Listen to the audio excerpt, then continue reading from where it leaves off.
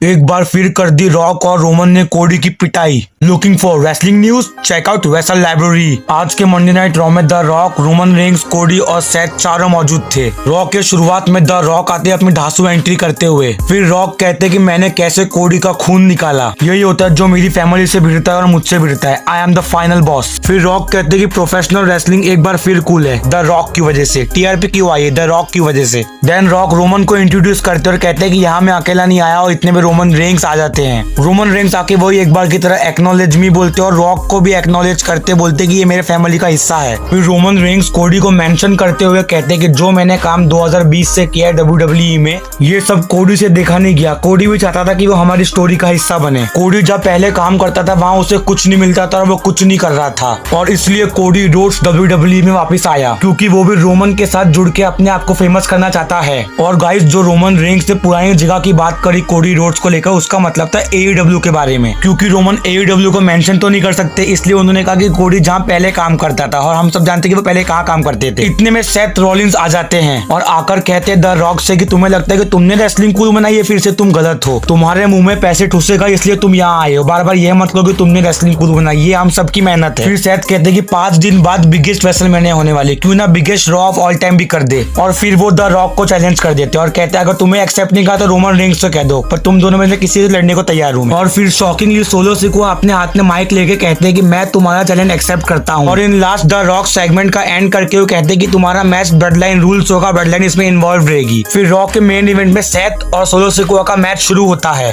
और जब Seth Rollins solo Sikoa पे भारी पड़ते हुए नजर आते हैं, उतने में ही जिमी ऊसो आ जाते हैं। जिमी ऊसो के आते जे ऊसो आ जाते हैं और एक दूसरे से लड़ने लगते हैं, और लड़ते लड़ते बैक स्टेज पहुंच जाते हैं। इतने में द रॉक जे ऊसो को मारते हुए बाहर लेकर आते हैं। जे ऊसो को मारकर सेथ रॉलिन्स के साथ रिंग में खड़े हो जाते हैं और सेथ को मारने वाले होते हैं। इतने में कोडी रोड्स रिटर्न कर देते हैं और कोडी आते द रॉक पे हमला कर देते हैं और बहुत रॉक को मारते हैं, और रॉक को मारते मारते अनाउंस टेबल के यहाँ लेके चले जाते हैं। इतने में कोडी रॉक को रॉक बॉटम देने वाले होते हैं तो रोमन रेंग्स आ जाते हैं और कोडी को गिरा देते हैं, और सेथ को भी एक पटकनी देके रिंग में डाल देते हैं और ट्रैश टॉक शुरू कर देते हैं। और फिर रोमन कोडी को एक बहुत ही तगड़ा स्पीयर देते हैं और रॉक बेल्ट निकाल के कोडी और सेथ दोनों को मारने शुरू कर देते हैं। देन रोमन रेंग्स वही सेम बेल्ट से कोडी और सेथ को बहुत ही बुरी तरीके से मारते हैं और सोलो सिकोआ तो कोडी के हाथ पकड़ लेते हैं। एक तरफ से सोलो कोडी को पकड़े होते हैं और रॉक बेल्ट लेके कोडी को मारते हैं और कोडी इससे करा जाते हैं। रॉक और रोमन कोडी और सेथ की इतनी बुरी पिटाई करने के बाद सेगमेंट खत्म करते हैं। रोमन अपना टाइटल उठाते हैं और रॉक अपना बेल्ट उठा के। रियली हाइप बहुत ही ज्यादा बढ़ गई है रेसलमेनिया के लिए, और ये स्टोरी लाइन भी बहुत इंटरेस्टिंग हो गई। लेट्स सी क्या होता है। आप अपनी राय कमेंट में बताइए।